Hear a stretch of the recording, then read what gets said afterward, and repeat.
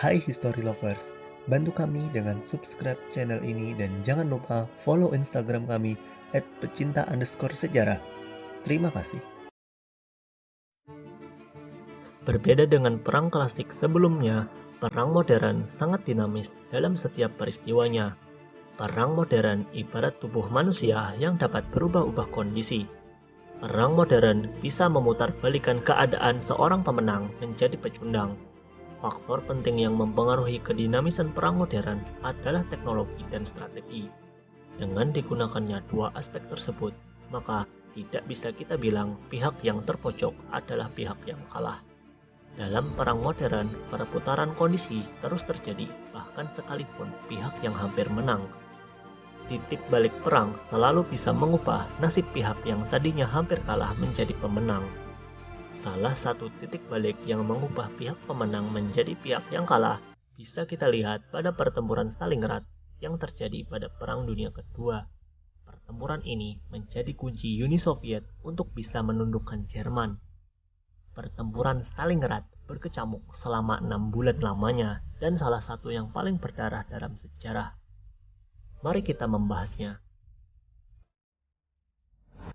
Setelah menyapu Polandia dalam sebulan, Norwegia 2 bulan, Perancis 2 bulan, dan beberapa negara Balkan, benua Eropa sebagian besar sudah berada di tangan fasis Jerman.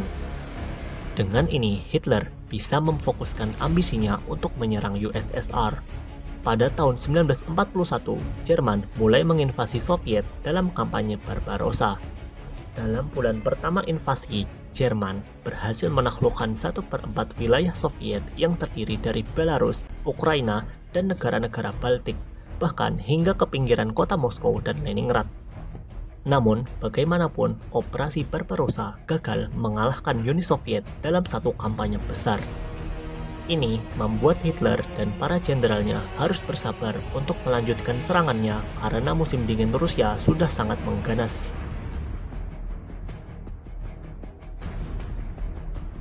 Jerman baru bisa memulai lagi ofensifnya pada tahun 1942 dengan target utama kota Stalingrad dan cadangan minyak di baku Kaukasus. Hitler percaya jika ia bisa menghancurkan industri Soviet di Stalingrad dan merampas cadangan minyak di Azerbaijan, Jerman mampu untuk meneruskan perang bahkan dengan Amerika sekalipun. Sungai Volga juga merupakan jalur suplai strategis sekutu untuk Soviet. Jika sungai ini dapat dikontrol Jerman, maka Uni Soviet akan terkunci dari bala bantuan sekutu Barat. Stalingrad adalah kota industri dengan kapasitas terbesar yang dimiliki USSR. Kota ini juga menjadi simbol bagi rezim Stalin karena nama kota ini diambil dari nama pemimpin USSR tersebut.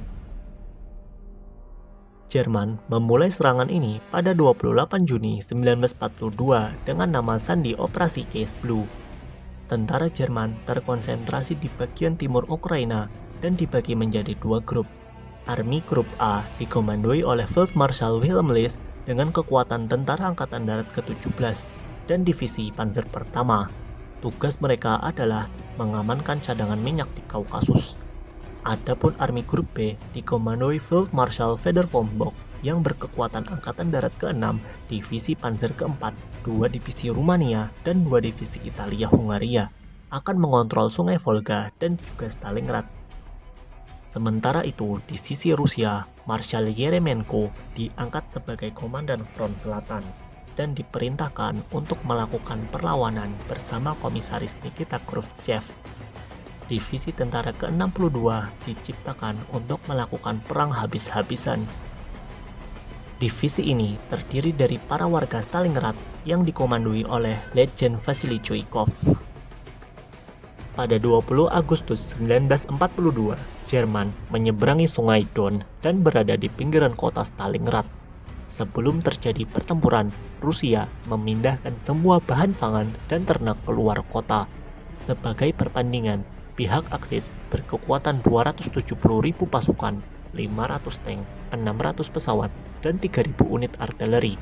Sedangkan pihak USSR berkekuatan 190.000 pasukan, 400 tank, dan 300 pesawat, serta 2.200 artileri. Meskipun begitu, pihak Rusia juga dibantu lebih dari 600.000 warganya. Pertempuran dimulai dengan pengeboman besar-besaran Luftwaffe yang menyebabkan korban besar di pihak sipil, gedung-gedung berhancuran, dan lautan api. 23 Agustus, Luftwaffe semakin merampas superioritas udara dengan menghancurkan sedikitnya 201 pesawat Rusia dalam tempo 8 hari. Walau begitu, Soviet mulai terbiasa dengan pertempuran. Para warga membantu tentara merah untuk membuat parit ranjau, jebakan tank, dan pembawa amunisi. Army Grup B mulai memasuki selatan dan utara Stalingrad pada awal September. Sebuah serangan besar-besaran dilakukan oleh Angkatan Darat ke-24 dan ke-66 Soviet.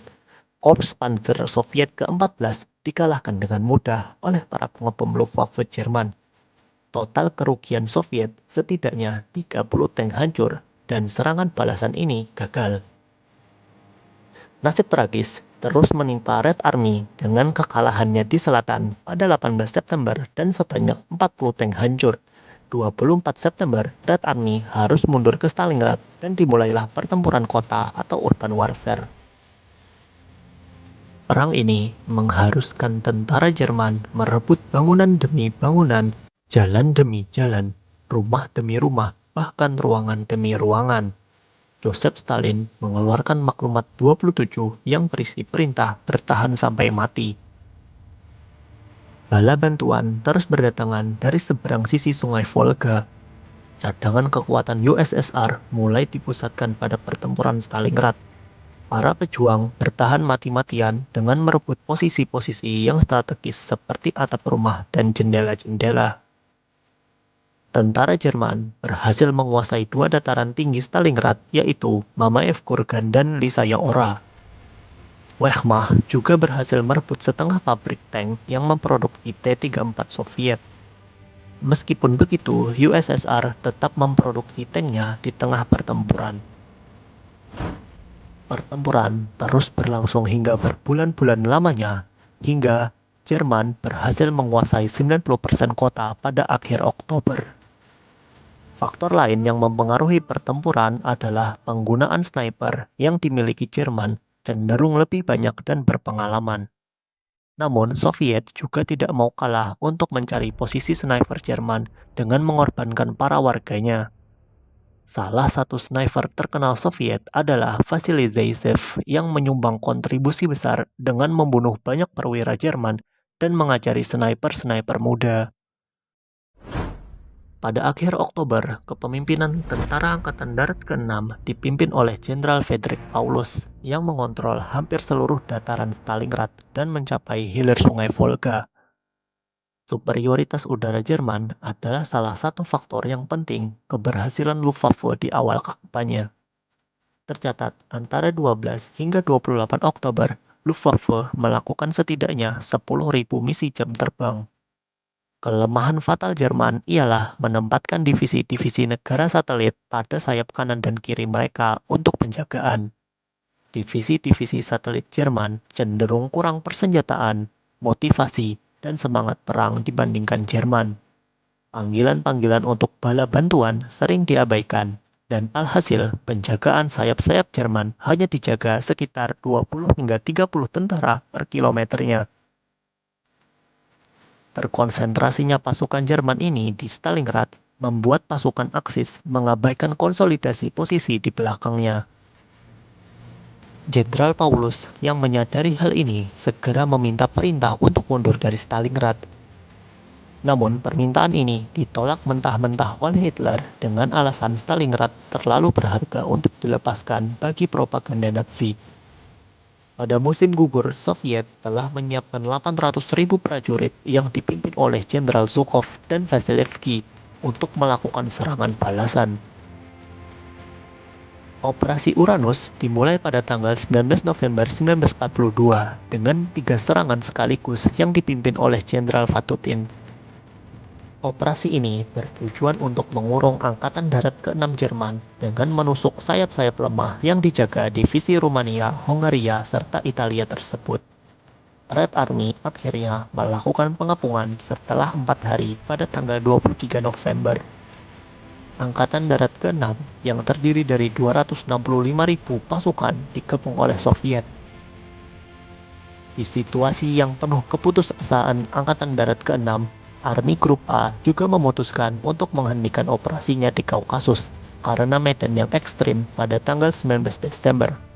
Segera setelah itu, mereka mundur dan membantu menyelaraskan barisan dengan Army Group B.